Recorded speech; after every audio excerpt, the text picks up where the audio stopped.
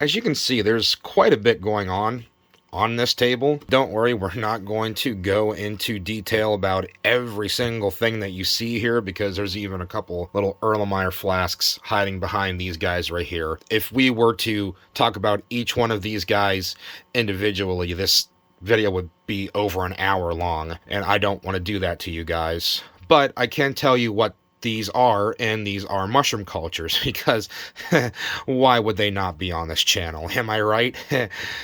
I have a problem, don't I? That's fine. Going back to my statement about not talking about these all individually, this is a video that's going to talk about the different containers that you see here in front of you, and how I've just been kind of experimenting and exploring different vessels that you can use for your amateur mycology needs at home. We're going to start over here on this side, and then we'll work our way over and talk more about these guys, okay? Let's just go right here in front. You can see that these guys right here are the just classic Petri dishes that I've been using in a lot of my videos. These are the smaller 60 millimeter Petri dishes.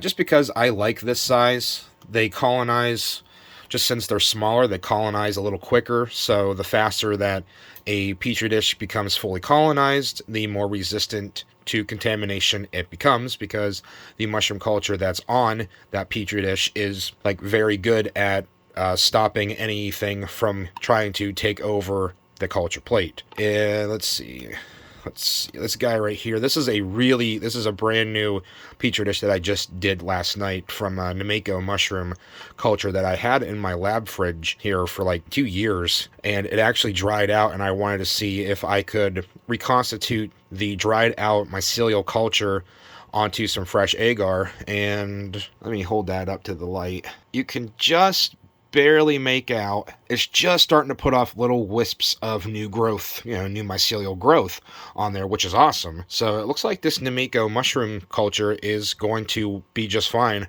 as long as it doesn't become contaminated, which honestly, at this point, it was in the incubator for about 24 hours, and if there was going to be any mold or bacteria or yeast growth, at least heavy contaminations, it would have showed up by now. So I think that this one's good to go. I still have a tiny touch of a cold. I've been sick. Like let me rant for a second here about why I do not like winter. One, hardly any mushrooms grow. That makes me mad. That makes me very unhappy. Two, I used to get sick maybe once or twice a year. I'd get one or two really, really good illnesses. It would knock me on my back for like a week, and I couldn't get out of bed because I would be so sick. It would only be like once or twice a year. But man, I'll tell you, anymore, I don't know why, but like I just seem to get sick like once a month now with either just a very annoying sniffly little cold, or I'll get sick for like 2 or 3 days with like a pretty severe like chest congestion and like sinus congestion thing. And right now you can probably just barely make out the slight sniffle that I have left over from this annoying cold. It's not that bad. It's just an annoying like sniffly like sneezy cold that I've had for the past week, and it's almost gone. But yeah, dude, like what the heck? Like I don't like winter. But anyway, what was I saying? Oh yeah, the thing that I do like about Petri dishes is that they're very uniform, they work fantastic, and whenever you get the polystyrene Petri dishes like I have here, they are relatively inexpensive. I think I got like 100 of these off of Amazon for like $25. So you can get these relatively cheaply, and they work just fine. The thing I do not like about polystyrene Petri dishes is that, at least for mushroom growing, they're basically one-time use only. Because there's no real way, once you've exposed these to the atmosphere and exposed these to the elements outside of their sterile packaging, there's no real way to completely sterilize these again. Like, you can spray them with alcohol and stuff like that, and that may work in some circumstances, but for the most part, yeah, there's not really any way that you can reuse these with a lot of confidence and set things up in such a way as to not keep dealing with contaminations. You can get glass Petri dishes, which can be, sterilized over and over and reused over and over and over again, but compared to polystyrene Petri dishes, they are way, way more expensive. And as many Petri dishes as I go through, like this is just a very small number of Petri dishes that I currently have, like either in my lab fridge or I am currently experimenting with and playing around with. And that would get really expensive for me. So unfortunately, for now at least, I have to go with the polystyrene Petri dishes. I like them, but they have a lot of properties that I just don't like. Plus, they're prone to breaking. The polystyrene property of these guys, the composition is really nice because they are super, super transparent, super clear. That's why they use polystyrene instead of something like high-density polyethylene or something like that. But, yeah, they are very brittle. In my opinion, at least, the cons are not outweighed by the pros that these carry. But anyway, that's all you need to know about Petri dishes for this video. So I got to thinking, if I do need to use plastic, what is a more readily available source of like plastic containers that I might be able to use for my mushroom experiments that I like to do out here, just playing around? And I was walking through Walmart one day, and I remembered that I needed aluminum foil for out here, and I'm like, okay, I'll go get my aluminum foil. And right across from the aluminum foil in the same aisle were these little condiment cups, and they're really cheap. You can get like 50 of these for like, I think it's like $2.50, something like that. It's really cheap. And I'm like, I wonder if you could use these for messing around with mushroom cultures. So I bought a whole bunch of them, as you would, because they're so cheap, and I've just been kind of playing around with them and experimenting with them for a while. And honestly, these little condiment cups, hold on, I have a fresh, like, unopened package just to show you what the package looks like that they come in. Give me a second.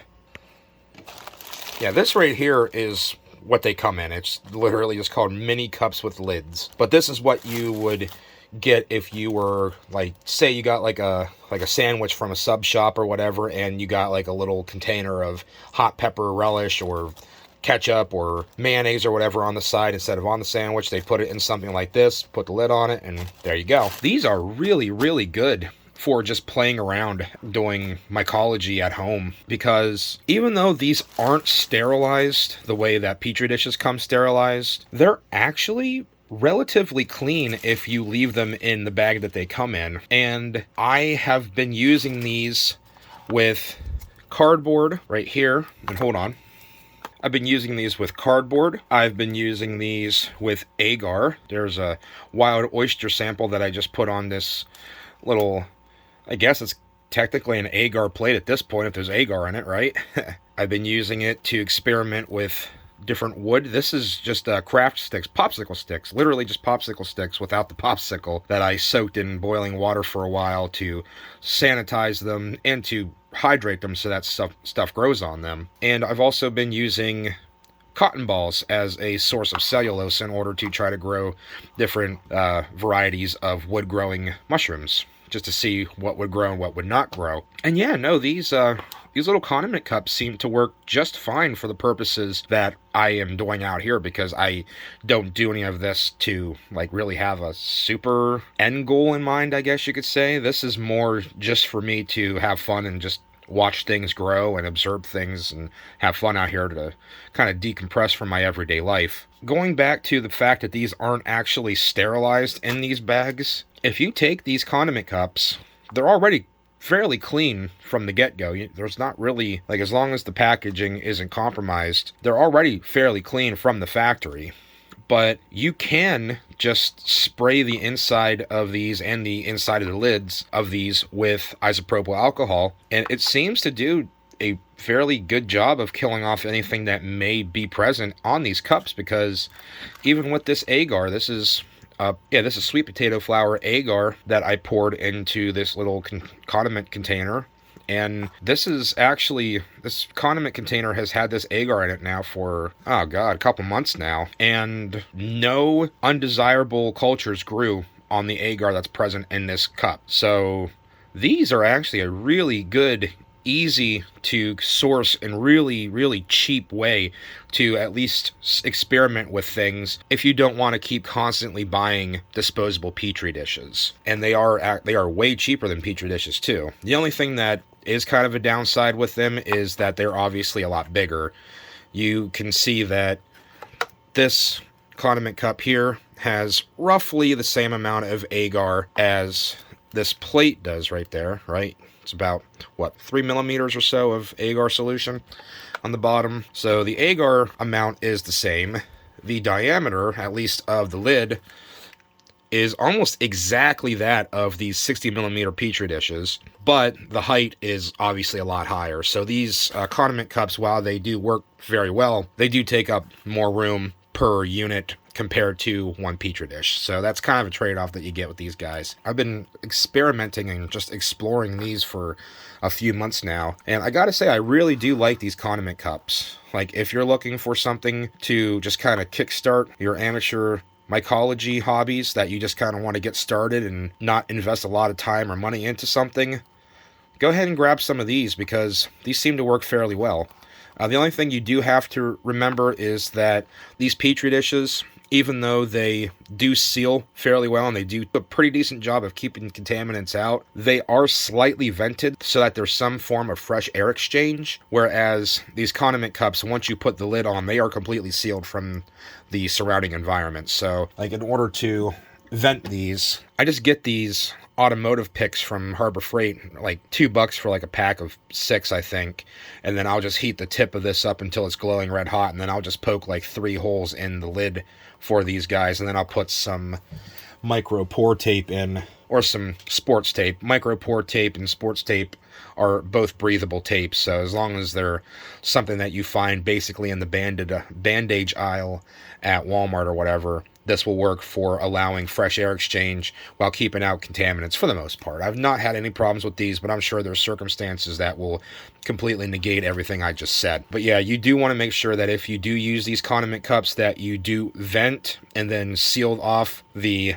holes that you make in the tops with some kind of breathable membrane. But other than that, they're really, really, really handy. I do like these condiment cups. But these condiment cups also have the same issues that these Petri dishes do, in the fact that they're not really reusable, because once you grow something in here, like, yeah, you could wash them out, I guess, and then maybe sterilize them or sanitize them at the very least with alcohol, like I did whenever I first got these out of the bag and before I put anything in them. But it's not really worth your time because they are so cheap and inexpensive. It's just better to err on the side of caution and just start with a new container. I know that's wasteful, but, you know, it is what it is.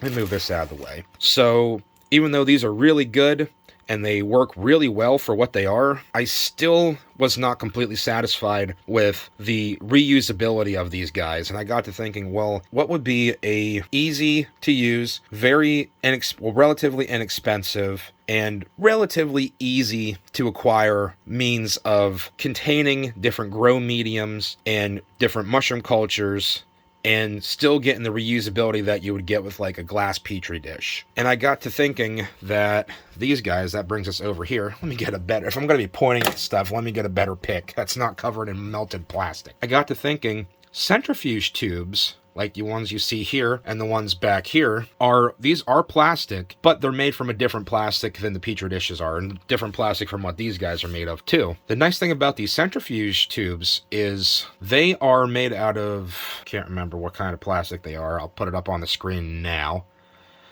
You can cook these in a pressure cooker or an autoclave, and they will maintain integrity. They will not degrade. They won't, at least the ones that I have. I've used some of these like 2 or 3 times so far, and I've had no issues with degradation. So that's what I did. I went on to Amazon, and I bought a pack of, I think it was 100 of these guys for like $13 or $14. So if you're going to go with Petri dishes, I recommend just getting a pack of these as well if you want to try to do some of the things that I'm doing right here, because these are pretty cheap. They're reusable to a fairly high degree, and the properties that these possess are actually favorable in some situations and some circumstances over a Petri dish. Petri dishes are really nice for observing nice uniform growth over the surface of like the agar solution that you have in here. But the thing that I like about these centrifuge tubes is that you can put things other than agar in here, and you can test different mushroom cultures on different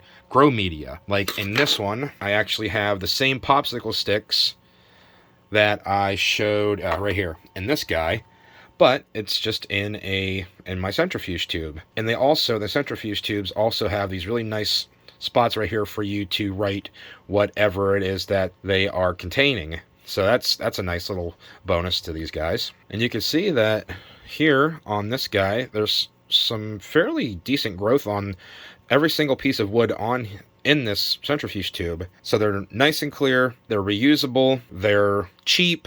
One thing that I really do like about the centrifuge tubes is that you can put different material in these other than agar, and you can sterilize them in the tubes themselves. Polystyrene petri dishes like these are fantastic for agar, but you can't really put anything else in there that might need to be actually sterilized in a pressure cooker, because you'll just destroy the petri dish themselves. If these were glass, we wouldn't have to worry about that issue, but we're not talking about glass right now just because they're so expensive. We're trying to go about the home mycology experience as budget friendly as possible, because a lot of people that do this at home are just doing it for fun with like whatever extra funds they have from their everyday costs and occurrences that they accumulate from just being alive. You know what I mean? But yeah, like petri dishes, you can't put sawdust in here and sterilize the sawdust in these polystyrene petri dishes, and you have to sterilize sawdust, or else it'll just be completely contaminated. You need to sterilize sawdust with a pressure cooker. Whereas with these, like here's a bigger, it's also a centrifuge tube, it's just really big. You can stuff these with wet sawdust, or at least fairly moist sawdust, and then you can pressure cook this for however long you want in order to make sure that this is completely sterilized. You can't do that with polystyrene petri dishes. It's just not an option. And another thing that I like about the centrifuge tubes, let me get one that'll kind of explain what I'm talking about. Yeah. See how they have all the graduations on here? These are 15 milliliter petri dishes, obviously, from the 15 there. But with these graduations here, you can actually gauge the growth of whatever culture you have on here just by observing the different lines on the centrifuge tubes. So you could say, oh, day 1, no growth. Day 2, no growth. And then day 3, oh, okay, it went from the top down to the 15 milliliter line. And then day 4, it went down to the 14 milliliter line.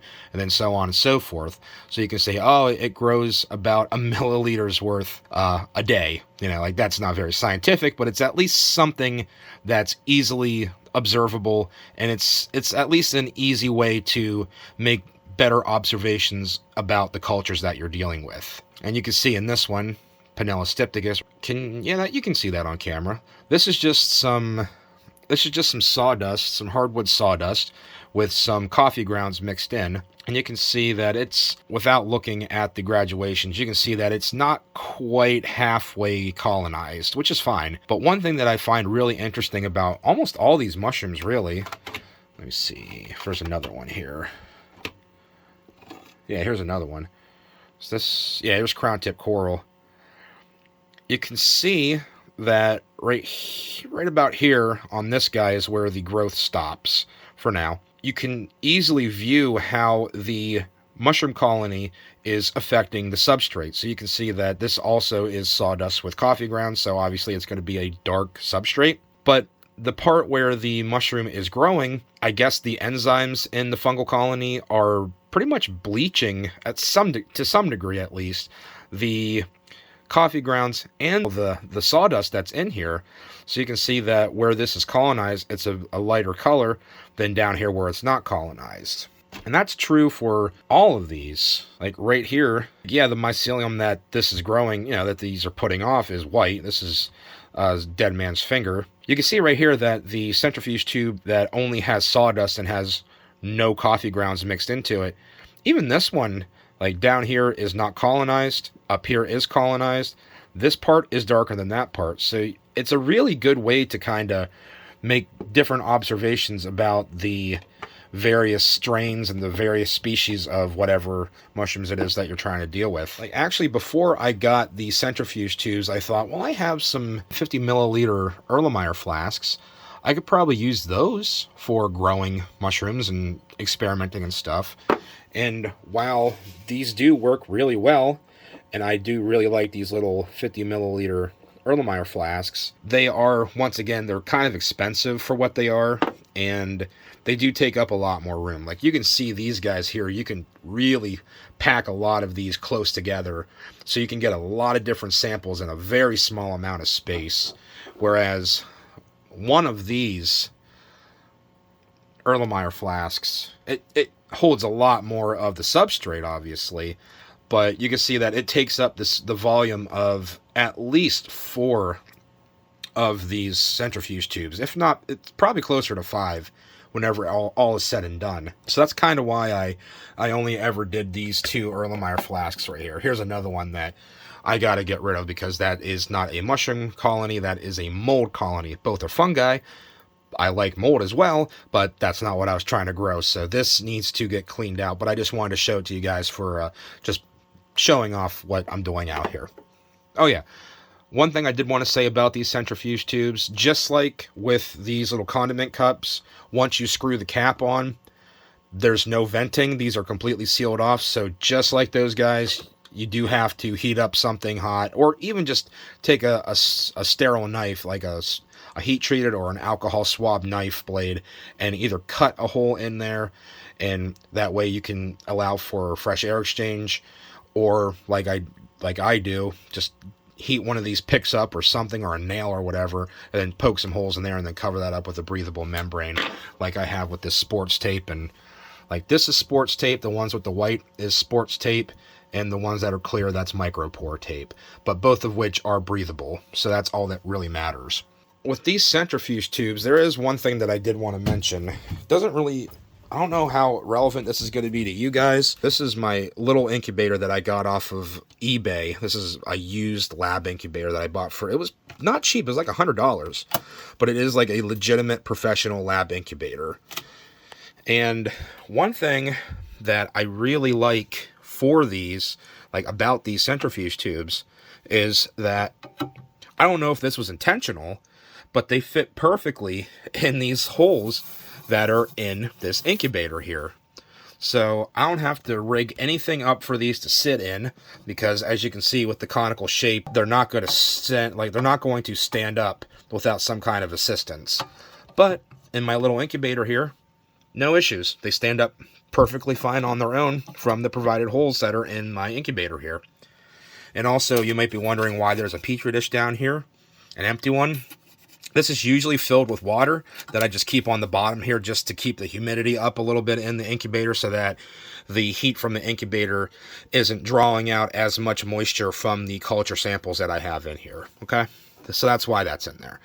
But yeah, that was one really nice little bonus that I didn't really even think about whenever I first purchased these centrifuge tubes, but that worked out really nicely, and I can get a lot in here. I can fit 66 of these little guys in here, no problem.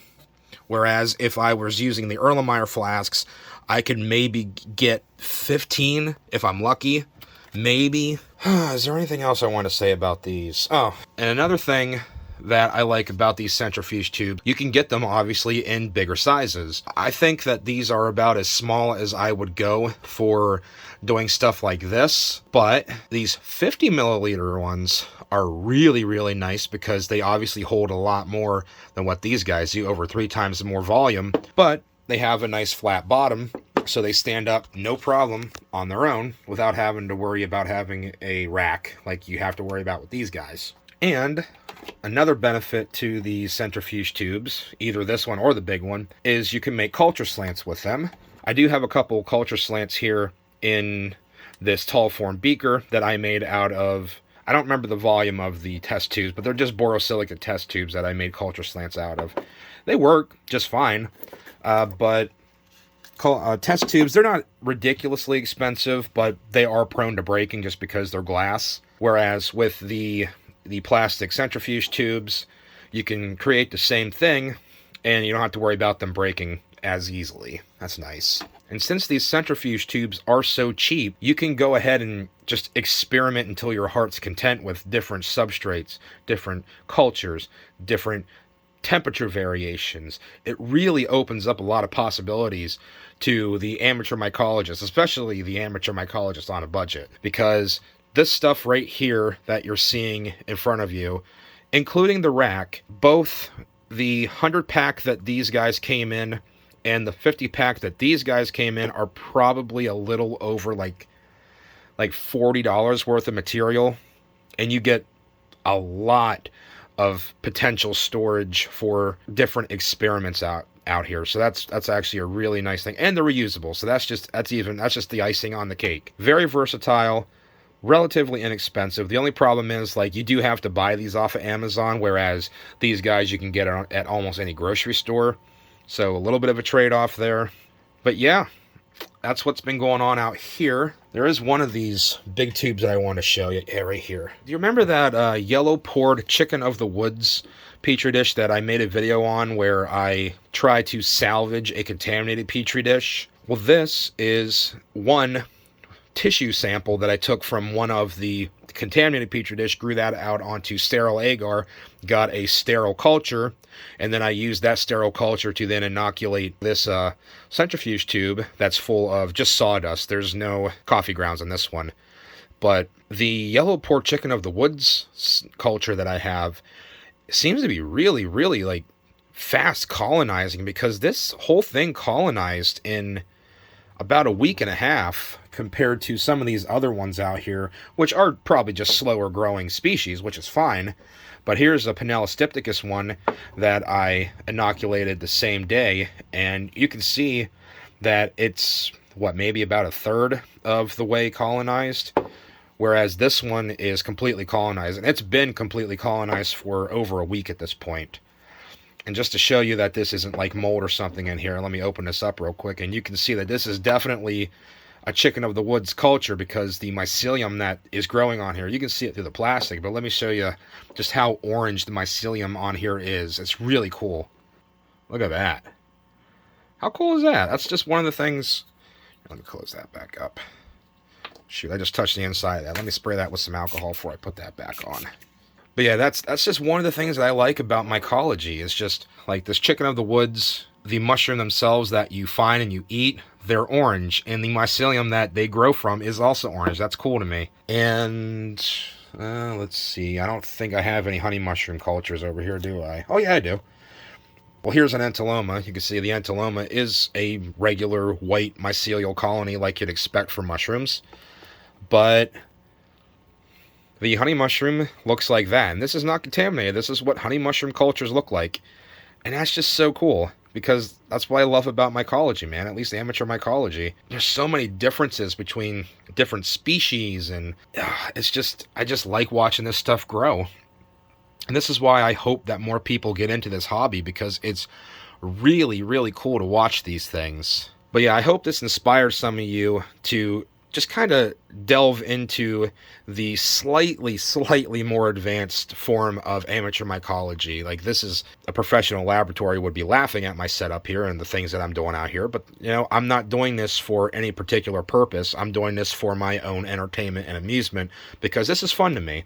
And I hope that something like this would be fun for you too. And I hope that showing you these different options that you have available, other than just dealing with Petri dishes, I hope that this shows you that there's a lot of things that you can do in amateur mycology with just readily available materials, that you don't have to like special order every single time you want to go out and try to experiment with things. Like the sawdust in these, this is nothing special. This is just made from rehydrated wood pellets that you use in like a wood pellet stove, or like a wood pellet meat smoker or something like that. All they are compressed sawdust. So if you take however many of those you want, and then you pour hot water on them, that'll actually turn those little pellets of fuel wood into essentially wet sawdust. And then you can pack that in here, and you can sterilize that in a pressure cooker and use that for growing mushroom cultures. And the same goes for these popsicle sticks right here.